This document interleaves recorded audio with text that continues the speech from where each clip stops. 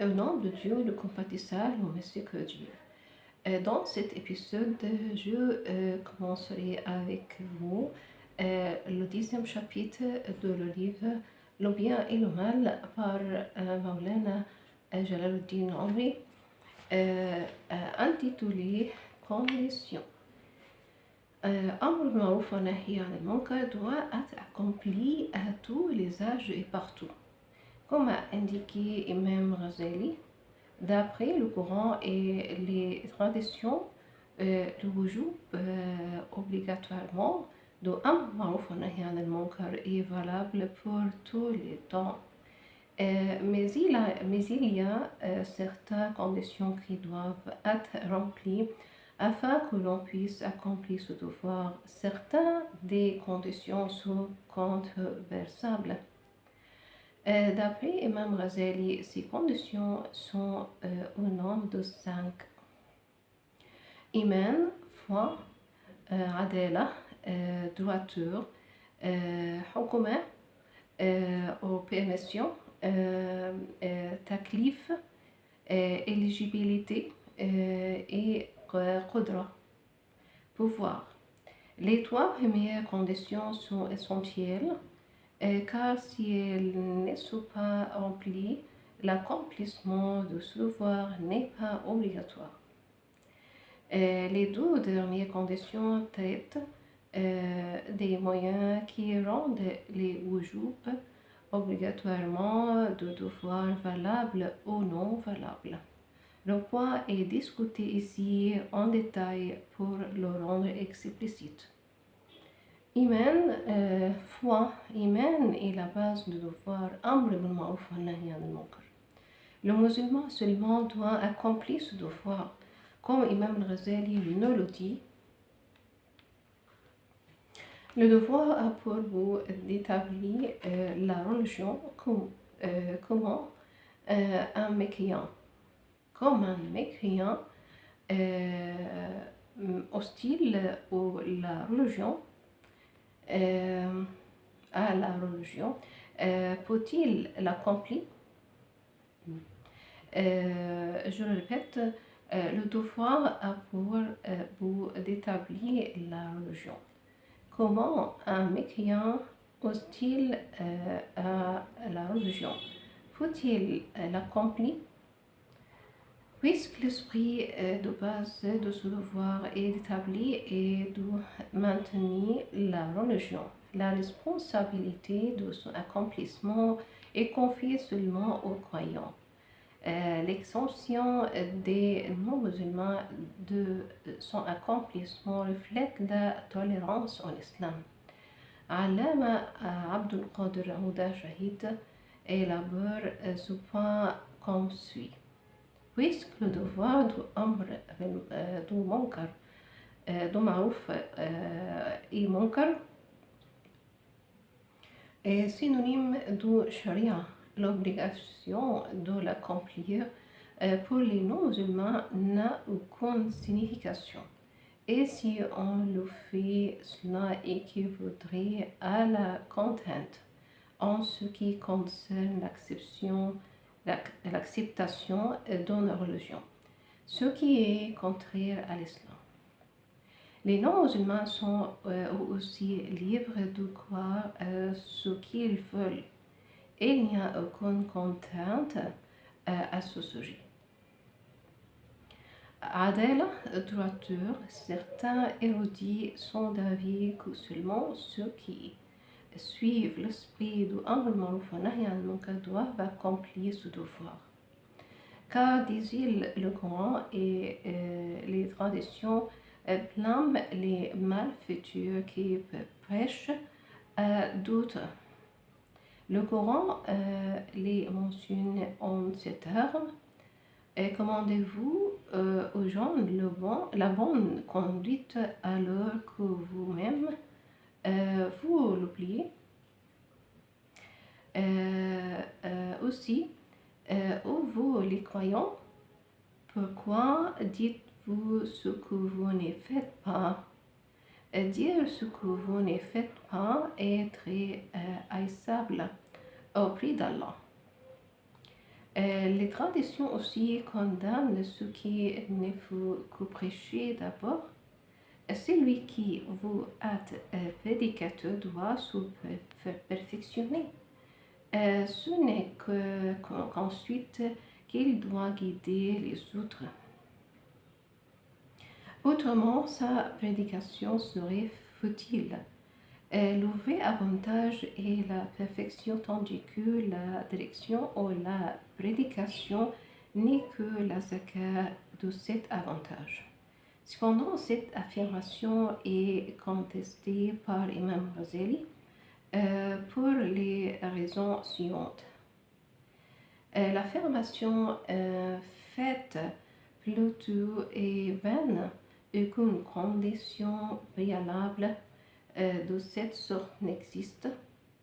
Insister dessus équivaut à la négation même de ce devoir parce que personne, y compris les compagnons du prophète, paix soit sur lui, n'est pour prétendre à la perfection. Cependant, si ceux qui la considèrent en condition préalable maintiennent que le prédicateur doit en général être une personne juste. Mais même cette forme modifiée de la condition préalable est inacceptable à Imam Ghazali. Pour lui, puisqu'un Evron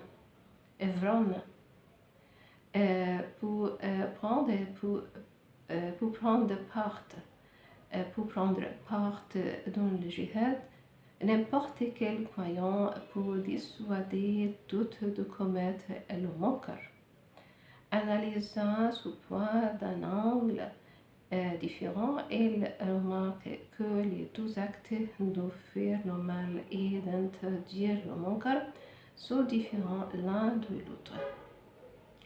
Un pécheur pourrait contester qu'éviter les péchés aussi bien qu'interdire le munkar sont ses devoirs.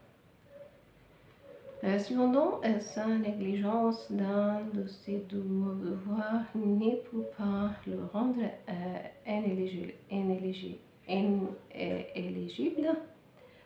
pour accomplir l'autre. Pourquoi doit-il être forcé de négliger l'autre devoir aussi? Sa négligence d'un certain devoir n'est pour l'exempter de l'accomplissement d'autres devoirs. De plus, il pose ce principe général. S'efforcer de rendre les autres parfaits ne doit pas être lié à se perfectionner. On prêche à tout pas pour le besoin de se perfectionner. Donc, il est futile de considérer la perfection de soi-même comme une condition préalable. Amr bil ma'ruf wa nahy anil munkar est en fait un devoir de son propre chef. On n'est pas supposé l'assommer qu'après avoir accompli d'autres devoirs. La charia demande aux croyants d'accomplir chaque devoir. Allama Abu Bakr Jassas partage le point de vue d'Imam Ghazali. Si quelqu'un néglige certains devoirs, sa négligence ne l'exempte pas d'accomplir tous les autres devoirs. Par exemple, celui qui ne fait pas ses prières n'est pas supposé abandonner le jeûne aussi. De même, celui qui n'est pas trop particulier au sujet du ma'rouf ou munkar, bien et mal, en totalité n'est pas exempté de l'accomplissement de Amr bil ma'ruf wa nahy anil munkar. Néanmoins, il est très connu pour la prédication par une personne juste seulement porte des fruits, tandis que celle d'un malfaiteur n'a aucun impact sur son audience. Est-ce qu'un malfaiteur doit être exempté pour cette raison? Imam Ghazali analyse le point comme suit. Celui qui est conscient que sa prédication n'aurait aucune conséquence n'est pas supposé accomplir de devoir, car les mauvaises actions évidentes dépouilleraient sa prédication de tout son impact. Une telle personne est donc exemptée de son accomplissement. Ceci, cependant, n'est vrai que pour la prédication verbale. Une telle personne peut et doit participer avec force à l'interdiction de munkar. Il est supposé se servir de son pouvoir de cette façon. Voyons ce que Imam Ghazali indique à ce sujet. En essayant d'interdire par la force le munkar, aucune perfection de soi ou aucune droiture n'est impliquée.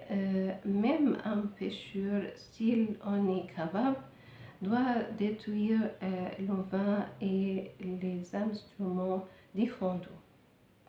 Le Coran réprimande ceux qui ne font pas de bonnes œuvres. Cependant, ils ne sont pas critiqués pour l'injonction du Marouf. Puisqu'ils ordonnent le Marouf, cela indique qu'ils sont au courant de tout ce qui est ordonné ou interdit. Et les érudits, comme nous le savons tous, seront traités avec sévérité pour avoir sciemment commis des péchés. Saïd ibn Jubayr a fait l'observation suivante qui est très juste. Si on exige la perfection comme condition préalable pour accomplir humblement le munkar, personne ne pourrait accomplir ce devoir.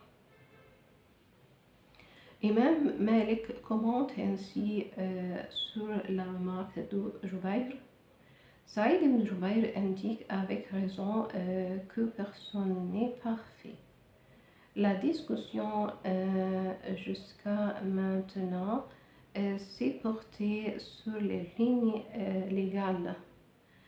En ce qui concerne la justification de ce point de vue, il est sans doute désirable que les prédicateurs doivent eux-mêmes être des personnes justes. D'après Hafiz ibn Kathir, quelques écrivains sont d'avis qu'un pécheur n'a pas le droit de dissuader les autres de se livrer au péché. Ce point de vue est cependant peu solide.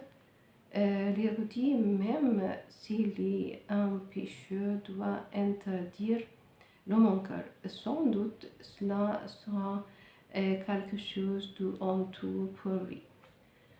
Ce qui rend son offense plus sérieuse est le fait que bien qu'il sache ce qui est interdit, il se livre effrontément. Les érudits sont plus coupables que les ignorants. Tafsir ibn Kathir. Prêcher l'islam verbalement et le pratiquer d'une façon contraire est une dérision qui amène la disgrâce sur l'islam, aussi bien que sur celui qui le fait. Ceux qui prêchent ce que eux-mêmes ne suivent pas ne sont pas considérés sérieusement par les autres. Le Coran demande aux croyants de prêcher ce qu'ils pratiquent véritablement. S'ils agissent autrement, ils sont des hypocrites. D'après le Coran, les croyants doivent prendre pour modèle les anges.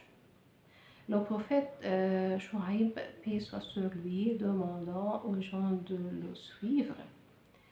Je ne cherche pas à vous contrarier lorsque je vous défende quelque chose. Je veux seulement vous réformer autant que je le puis. Ceux qui prêchent ce qu'ils ne pratiquent pas sont voués à l'enfer, comme le prophète, paix soit sur lui, nous l'a informé. En voyant une telle personne ceux de l'enfer le questionneraient ainsi: n'avez-vous pas l'habitude d'ordonner le marouf et d'interdire le munkar? Cependant, on te trouve ici. À cela, elle répondrait: sans doute j'avais l'habitude de prêcher le marouf, mais je ne le pratiquais pas. Quoique j'interdisais le munkar, je me lèverais. Le titre, le gouvernement ou sa permission. Certains érudits soutiennent que les gens en général n'ont pas accompli le devoir de Amr bil Ma'ruf wa Nahy anil Munkar. Seul le dirigeant aussi délégués doivent le faire. D'abord, voyons si c'est le dirigeant ou si c'est les masses qui doivent accomplir ce devoir. En accomplissant Amr bil Ma'ruf wa Nahy anil Munkar, on doit sans doute avoir recours à l'utilisation du pouvoir.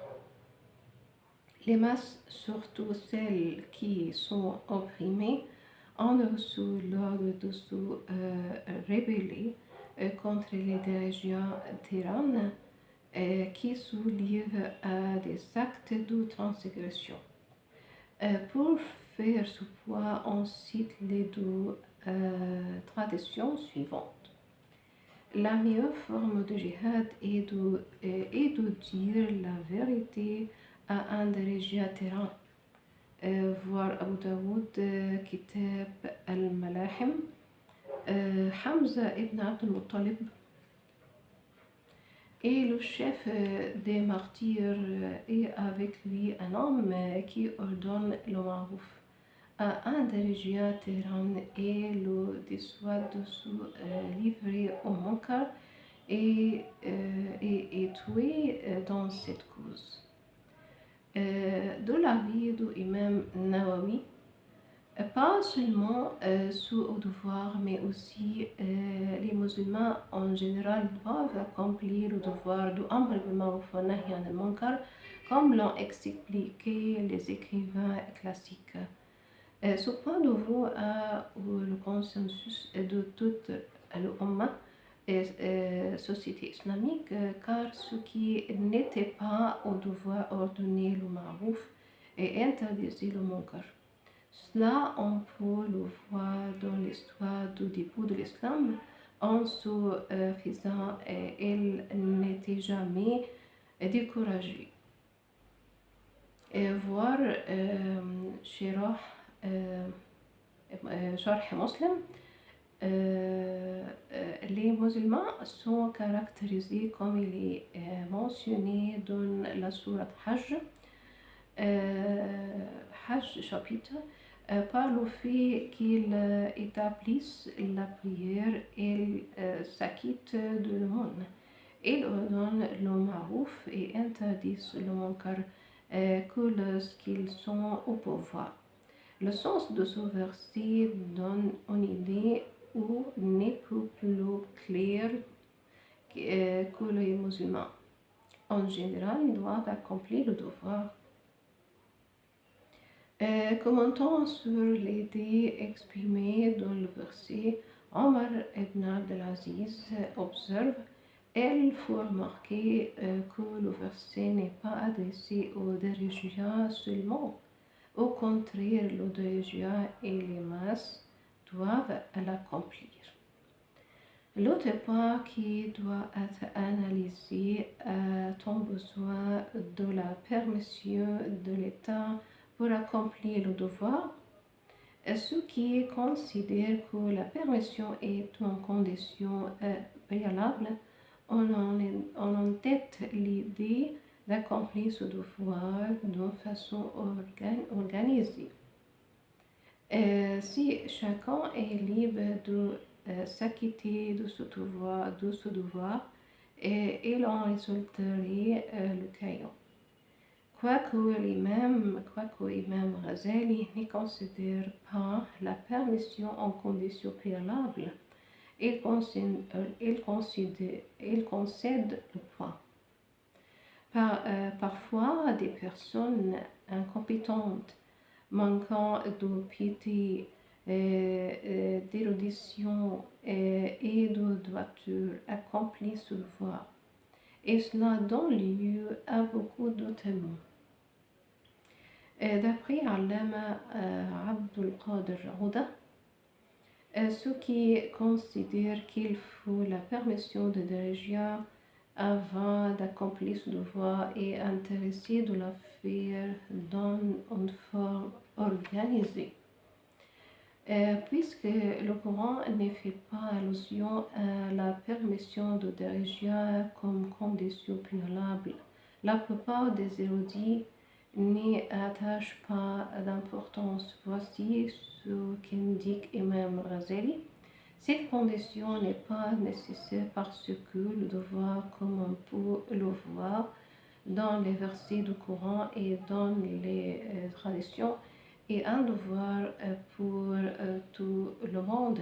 Celui qui agit en spectateur silencieux, cependant que le munkar est commis et un transgresseur. Le Coran exige de lui d'interdire le munkar par tous les moyens possibles. Donc, il est absurde de considérer que la permission de diriger est une condition préalable pour accomplir ce devoir. Faisant allusion à ces traditions sont mentionnées, et même Ghazali ajoute: si le dirigeant lui-même peut être critiqué et cela fait partie de ce devoir, comment peut-on considérer sa permission comme une condition préalable? La tradition que les dirigeants peuvent être critiqués par les érudits et les pieux est une preuve que leur permission n'est pas nécessaire. De plus, si le dirigeant désapprouve certains actes qui sont marouf, cela revient à commettre le munkar. En somme, la permission n'est pas du tout nécessaire. Ainsi, ce n'est pas les dirigeants seuls qui doivent accomplir Amr Ma'ruf wa Nahy anil Munkar, ni n'a-t-on besoin de leur permission préalable pour accomplir ce devoir, qui est un devoir obligatoire pour tous les musulmans. Allama Sa'aduddin Taftazani fait cette remarque. Les musulmans critiquaient toujours les dirigeants. Cela faisait partie de leur accomplissement de Ma'ruf et Munkar dans la première période de l'islam. En ce faisant, ils n'ont jamais rencontré d'opposition ou de résistance, ni n'exiger d'obtenir la permission de leur dirigeant. Cela explique clairement que ce devoir n'est pas exclusivement obligatoire pour les dirigeants et doit être accompli verbalement et pratiquement par tous les musulmans. Le titre joue obligatoirement ces conditions. Numéro 1, taklif et éligibilité. De toutes les conditions, la première éligibilité, comme il a été ordonné par la charia. Si quelqu'un qui n'est pas éligible d'après la charia interdit le munkar, cela n'est pas défendu. En fait, il sera compensé pour cela. Imam Ghazali commence sur la justification de cette condition en ces mots. Par sa nature, la condition est technique. Même quelqu'un qui n'est pas majeur peut interdire le mal. S'il le fait, il sera récompensé. Il ne doit pas être découragé car il le fait, car cela reflète son désir d'être pieux. Numéro 2, قدرة, pouvoir. L'autre condition préalable est de posséder le pouvoir pour accomplir ce devoir. Pour quelqu'un qui n'est pas puissant, le devoir n'est pas wajib, obligatoirement, comme le prophète, paix soit sur lui, nous le dit. Celui qui constate la perpétration de mon cœur doit l'arrêter par force. S'il est incapable de le faire, il doit le condamner.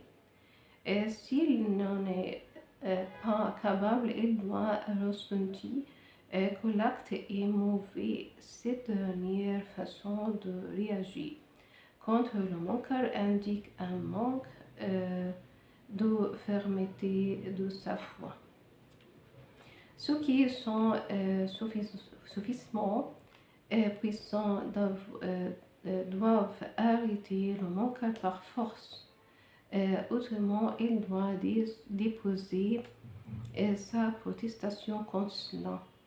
Le dernier recours est de le condamner, comme Imam Abu Bakr Jassas a indiqué. Pour arrêter le munkar, le croyant doit suivre une des trois méthodes suggérées par le prophète, paix soit sur lui. S'il n'a pas suffisamment forte pour le faire par la force, il doit au moins le condamner préférablement en public ou personnellement. C'est ça pour cet épisode. Au revoir, merci.